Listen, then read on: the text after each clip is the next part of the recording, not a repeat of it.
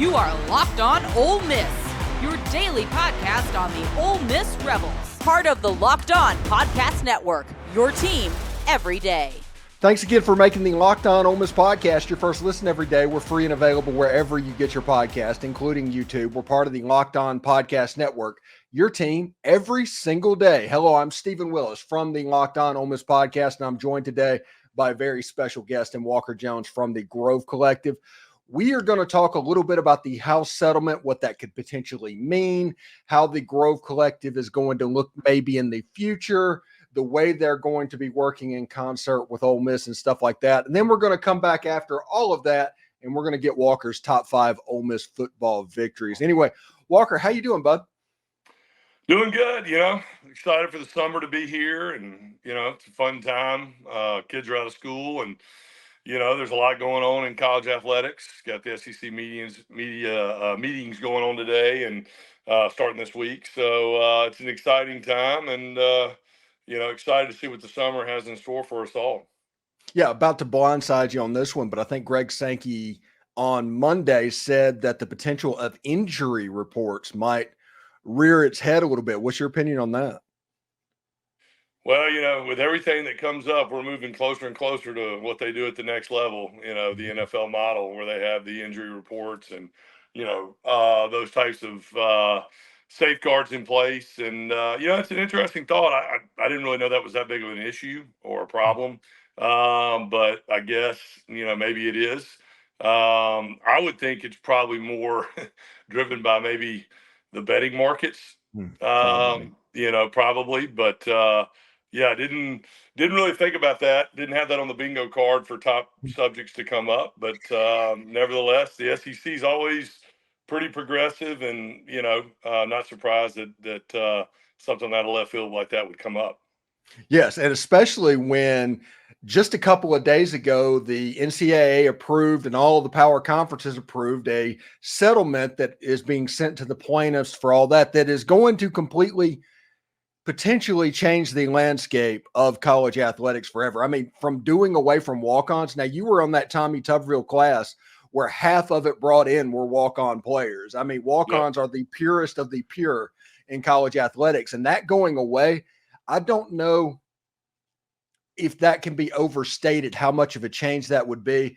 And obviously revenue sharing coming into the fold. You've been a proponent of that over the last year. And honestly, I think that's a good thing because it takes the onus away from Joe Fan from having to pay these players and puts it on the TV contracts. But there's so much stuff in this House settlement. What is the real nuts and bolts that might be missing whenever we're looking at the fact that, hey, Ole Miss might have to pay $300 million over 10 years? What's the real thing that we need to know? Well, I think the first thing you got to talk about is the fact that it's finally being recognized that the players were due a fair share of the market value they helped create. Past, current, and future student athletes, I think it's a great day for them that a settlement of this magnitude is finally going to reward them for the value they helped create, get their fair share of that. So I think, that's kind of gotten lost in all the talk that's happened the last 10 days is, hallelujah for the student athlete. And, to be able for them to share in this revenue growth is really an American concept. And it's gone on far too long without it. So I think that's first and foremost, congratulations to the past, current, and future student athletes. I think I would say that first. And then I think secondly, I think people just, there needs to be a little bit of let this thing breathe a little bit. The judge still has not approved the settlement. All the Power Four conferences, the NCAA, other stakeholders have given their blessing to move forward. But, a lot of the things that you're hearing right now are conceptual in nature. They haven't been 100% vetted out. And so, you're kind of seeing all these different stakeholders, whether it be the NCAA, whether it be conferences, et cetera, coming out and saying, well, we're going to tie this to the settlement and this concept should be a part of it. This shouldn't be a part of it. And I just think that's really premature right now. I think we got to tap the brakes a little bit. The judge still has to weigh in and approve these things. And I think where we need to be careful too is if we try to over legislate the settlement, I think it could actually work counterintuitive to ridding the marketplace of future litigation. So I think, yes, there need to be some controls. There needs to be guidance. There needs to be oversight. We've always said that. This settlement should be no different. But I would really caution, groups from coming in and trying to put a lot of bells and whistles to this thing and over legislating the settlement, because I think that could open up, potential harm down the road. So again, I think that we've taken the approach of, look, let's let this breathe a little bit. Let's let the really smart people in college athletics weigh in on some of these concepts that are being floated about, which ones, are necessary to maintain balance. And that's really, Stephen, what we're all looking for is balance. Balance in the system, balance in the marketplace. We had no balance because it didn't exist 3 years ago. Now that it exists, it's swung so far one way that it doesn't make it 100% sustainable.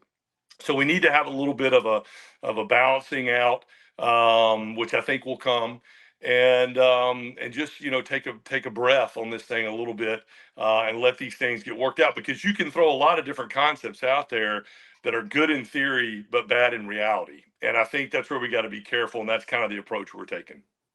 Yeah, and the weird thing to me is you see a lot of stuff. A lot of the NCAA has taken this opportunity, this settlement. And there's a lot of language that's very anti-collective. I know the Grove Collective is not going anywhere, but why is the NCAA so anti-collective? Yeah, and look, I've said that. I said that back when I testified in October of last year in front of Congress. I think it's really relying on an outdated notion of what collectives are. When collectives were first formed, nobody really knew the marketplace, what they were doing. They were just trying to fill a void there. And I think, as I've said, that collectives like ours, at the Grove Collective, and many others around the country, have really evolved and added a level of sophistication, resources. They've earned a high degree of trust with their university partners, with their student athletes. And so I think that this vendetta that the NCAA's had against collectives is really kind of outdated. And I really wish that cooler heads would weigh in and get past this foolish notion that collectives are the boogeyman, and that we're actually trying to do a lot of what they want to do. I've said it, and others have as well, that we actually share a lot of things in common. But what we don't share is, limiting the student athlete's ability to take place in this wonderful, commerce that they're helping create through their performance and through their personality and their platform. So, at the Grove Collective, we're business as usual. We're not going anywhere. We have great trust with our chancellor, Glenn Boyce, our athletic director, Keith Carter, the Ole Miss Athletic Foundation, our coaches, our student athletes, and we've worked really hard to build that. So, as I tell people, over the last 10 days, hey, look, we're well positioned to adjust and adapt to whatever comes our way from this settlement and this evolving landscape, like we always have been. And, again, the Grove Collective will be here to serve an integral role in the disbursement of this money, in managing, the athletes, managing the obligations, creating brand platforms for them. And we need our fans to continue to support us in that. And so it may look a little different here and there, and the mechanism and the process to do these things may change a little bit, but the mission will still be the same. And that's to provide an NIL platform for as many student athletes at the University of Mississippi that chose to take part in NIL due to their hard work and what they want to create off the field or court. And that's what we're going to continue to do, Stephen. So again, nothing's really gonna, and that's the other thing too, is nothing is really going to change over the next 12 months. We're going to be business as usual over this next year. We've got a wonderful subscription base with our membership. We need people to continue to give to that, because we're going to be offering experiential opportunities to get to know all these athletes. Our corporate partners are going to be really important for us to drive these brand relationships which is one of the things you hear a lot in this settlement, that NIL needs to be true NIL about these brand partnerships. And we have over 70 businesses that are corporate partners with the collective, and we're going to rely on those to continue to give us that outlet and give our athletes that platform. So that'll be really important. And then we're going to have some enhanced support from the Ole Miss Athletic Foundation and the athletic department due to the evolving landscape, which will just make us that more impactful and intricate in this. So, how long of a head start had you and Keith Carter, UMA, and the Athletic Foundation and all that, knowing what was coming down the road? How long of a runway did y'all have to prepare for what might be coming? Well, I think that we, again, as I said earlier, one of the things we've prided ourselves on, and we have to at Ole Miss, to be able to be competitive in the SEC, given some of the other challenges we have from a resource standpoint, we've got to be really deliberate, intentional, creative, and aligned. And, that was from day one back in 22 when we kind of launched this whole thing with the support of the chancellor and Keith and our coaches, to even more so now, the ongoing communication, the alignment, the hand in glove approach that we've taken, has kind of served us well. And I think that's what will serve us well going forward. And back at the beginning of the year, back in, late January, we started hearing about a lot of the states changing their state statutes and allowing that to be a catalyst to evolve the collective. And that's what we've done in Mississippi. We already had a really, favorable state statute, but it had kind of gotten a little outdated. And, through conversations with myself and Keith, our chancellor, Keith reaching out to our other universities in the state of Mississippi, and coming up with this way to amend our statute, which it will be very favorable to what this model is going to look like going forward. So we kind of saw it coming. We knew rev share was coming at some point. We didn't know exactly when, and again, what all will come with it. But we knew we needed to be positioned in a way where we could be very flexible and very creative in our evolution. And the state law being changed back in April allowed us to do that and is allowing us to do that. And again, creating greater symmetry between the university and the collective. And that's been like I said, a big catalyst for us, and will continue to be. And that's why I tell all our Rebel fans, I've gotten a bunch of comments the last week, like, oh my gosh, what does this mean? I'm so confused. Is the growth collective going away? Is this going to change things? And I tell people, look, relax. We're in a great spot. I love the fact that our fans are paying attention to it. But we have, I think, proven that we're going to be on the forefront of this. And the only way really to do that is to have great alignment. And I know I say it all the time, but just having a partner like Keith Carter and Glenn Boyce backing our moves has been a game changer for us, and will continue to be. Now, the one thing that everybody is confused about, and they don't really know what to expect and what's coming, is what is going to happen to Title IX as a result of this? Yeah. Well, and look, that's something that I'm certainly not going to solve that problem. Yeah.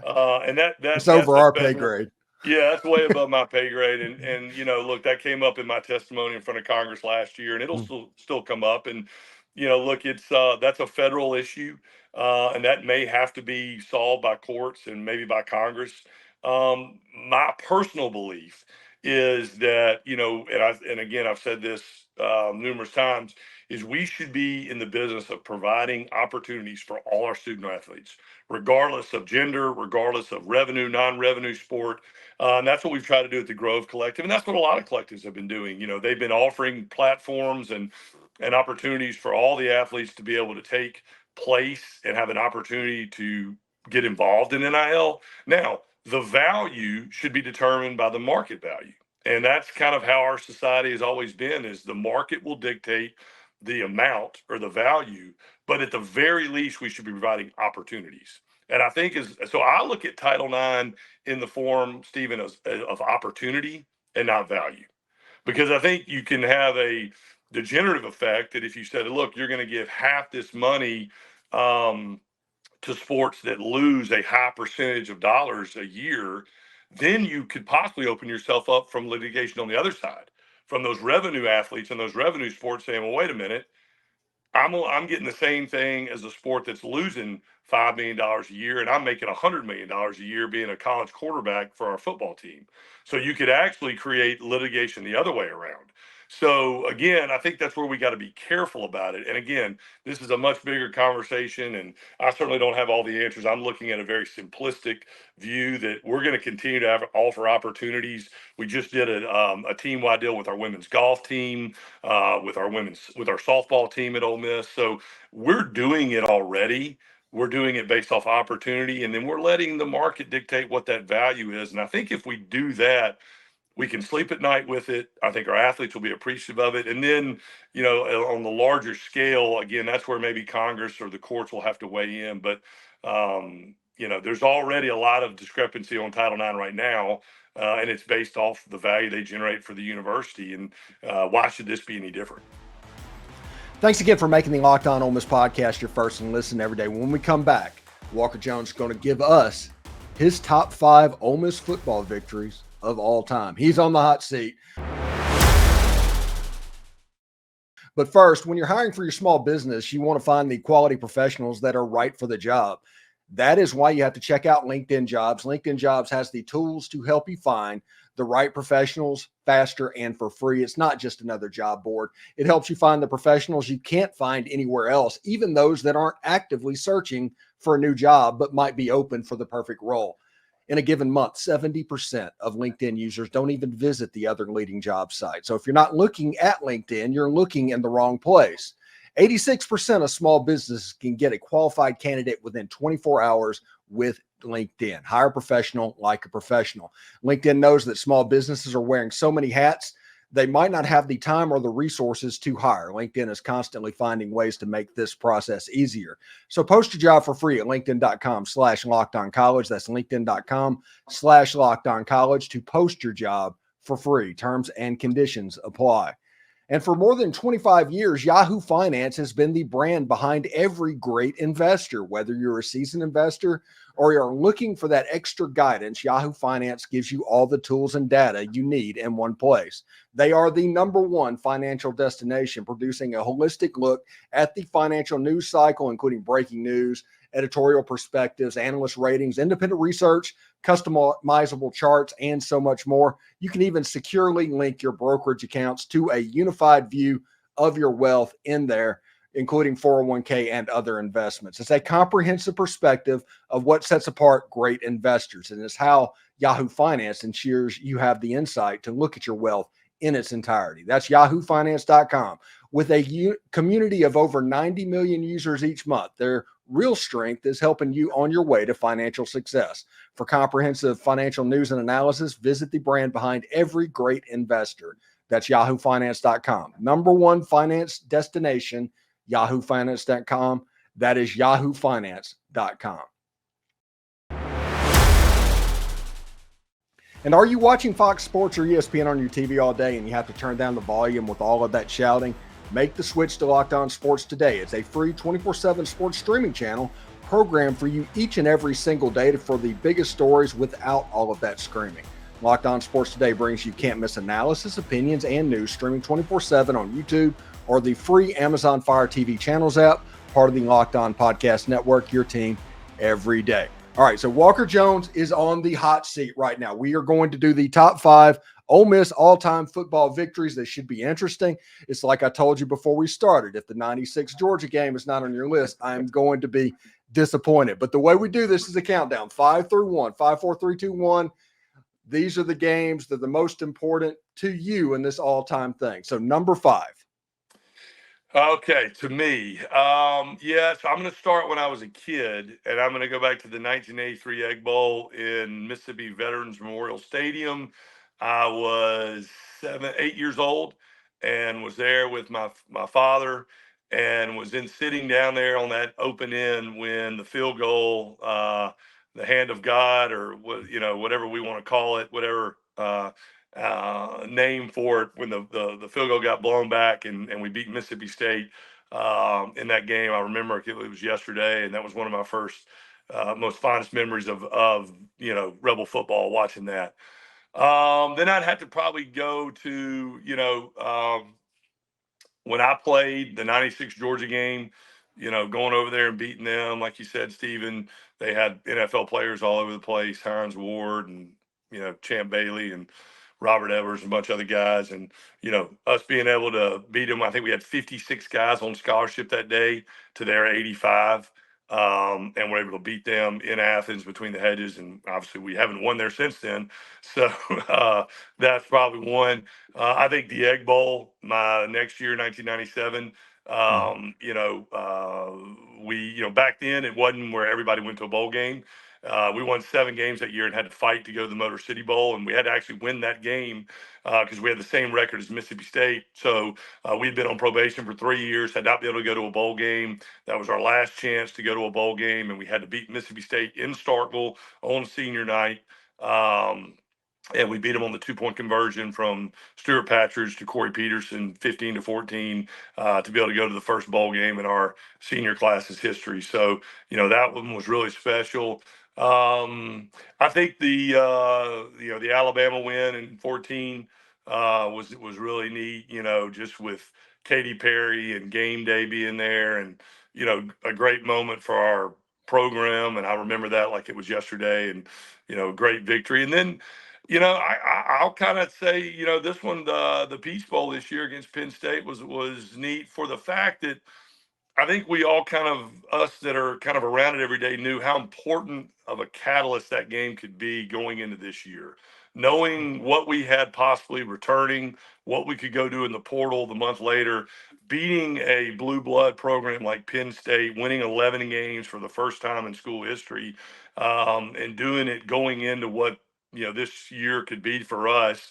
I think that one means a lot just because I think it gave us that springboard to, the roster that we have now and what we could possibly do this year. So, and there's a lot of them in there. Those are probably off the top of my head, the 5 that really stick out. Yeah, the 83 game, I was in that stadium too. I was 6 or 7 years old. And that was the point. Like I tell everybody, I peaked early. That was the point where I was Ole Miss forever. Yeah, I remember that. Like, I remember we lived I grew up in Jackson. So, when Ole Miss played I there grew up 2 in 3 Florence. times. Yeah. So when Ole Miss played there 2 or 3 times a year, I'd remember going there and, playing LSU there every year, and Arkansas and Alabama and, some of the great, and then the Egg Bowl, we had the big fight in I guess it was 91 maybe, or 89, when they had the big brawl that was like 5-yard line to 5-yard line. Yeah, wasn't they were. Yeah. Which I was also involved in a fight in the Egg Bowl, so in that 97 game. But yeah, I just remember those games in Memorial Stadium. I was a young kid going with my dad, and when Ole Miss would play down there, those were a lot of fun. So yeah, I wish I was a little bit older, because the one game that I didn't get to see that I wish I would have gotten to was the John Fourcade around the end against the Egg Bowl in 81. That was like the year before with my first game. My first game was Steve Sloan's last. Yeah. Well, that was also where we beat Notre Dame in 77, which was a big, obviously, program win, one of the most historic wins in school history. So there were a lot of great memories. Matter of fact, I rode by Memorial Stadium a couple of weeks ago when I was in Jackson, and just thought about tailgating in that parking lot and going to those games, and being a young kid wanting, being a dream of mine to play for Ole Miss. And I actually got to play. We actually played my junior year in 1996 in Memorial Stadium. So I got to play one game in that stadium as a player against VMI of all people, which was really pretty neat. So yeah. So you went to JA, right? I did. Yes. So I was a public school guy. So I played my state championship game in that stadium, and we played Mendenhall, believe it or not. Because I went to McGee. Yeah, every year that game was in the stadium. So all 3 years that I played Mendenhall was in that stadium. That's right. Yeah, good memories in that stadium, no doubt about it. And that's where I kind of developed my love early on for Ole Miss, for sure. All right, before I let you out of here, I'm just going to throw a hypothetical to you. In 1969, the Jackson Massacre, the Mule game, that was the game that kind of put Archie Manning on the map. Jackson Dart, I'm not saying he can do it, but he has a chance for one of those type games when Georgia comes into the stadium.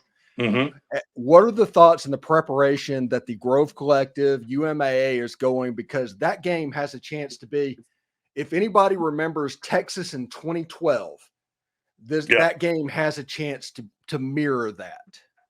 Not score, but yeah. Yeah, look, I think there's a lot that's got to happen between now and then. That's the 10th game of the year, I believe. So, it could be really, really special. Our schedule sets up well, and we could go on a great run. And, look, that game could be the biggest in program history if all things fall, right. But we've got a lot of work to do between now and then. I mean, we've got, you got to go to LSU, which is always, as we know, a tough place to win. You've got Oklahoma coming to town. You got to go to South Carolina, which playing South Carolina at night in Columbia is not a whole lot of fun. And then we go to Fayetteville, which I don't know if I've ever been to Fayetteville and we've ever played really well, maybe once or twice. And so we've had historical tough time winning in Arkansas. So look, it's going to be a tough schedule regardless. And but you talk about Jackson Dart. We had an event 2 weeks ago with Eli Manning and Jackson Dart. With the Grove Collective, and Eli actually, commented to me afterwards on a text message how impressed he was with Jackson's maturity, and I echo that. I mean, rarely do you get to be around a guy who's a great player like he is physically, but as mature as he is and driven mentally to make this team the best possible team. We have probably one of the better leaders I think I've ever seen in college athletics. In our quarterback, the chance to have a third-year starter at that position, which is really rare in college sports right now. So I think that that bodes well for us to have that level of maturity. And again, he is just to watch him grow over these last 2 years has been really, really impressive. And sit on a stage with a guy like Eli Manning and go toe to toe with him on talking about managing a team and managing an offense and being the quarterback and the leader in the locker room was really cool to see that. So, really excited about what Jackson has, and he's been enormously helpful for us at the Grove Collective and in managing the roster. And, I would just tell all our fans that, look, now it's a great time to be an Ole Miss Rebel, and, continue to give to the Grove Collective. We're going to have events all summer that'll be experiential about getting around the players. And, again, the settlement is going to dictate certain things, but the Grove Collective is going to be here because of the good work we've done and because of the support our fans have given us, and that won't change. So continue to support us. Come along for a ride. And Stephen, I like the way this thing's shaping up. I like where we're going. Coach Beard has done a great job reassembling his roster. And then we're about to dive into baseball with Coach Bianco in his 25th year to kind of reassemble the baseball roster and get that thing back to where it needs to go, which I know we will. But we need all our fans to help us do that and continue to support us. And it's a great time to be an Ole Miss Rebel, no doubt about it. Thanks again for making the Locked On Ole Miss podcast your first and listen every day. We're free and available wherever you get your podcasts, including YouTube. We're part of the Locked On Podcast Network, your team every day. Walker Jones from the Grove Collective, thank you so much for stopping by, man. Stephen, always great talking to you, buddy. Have a great summer.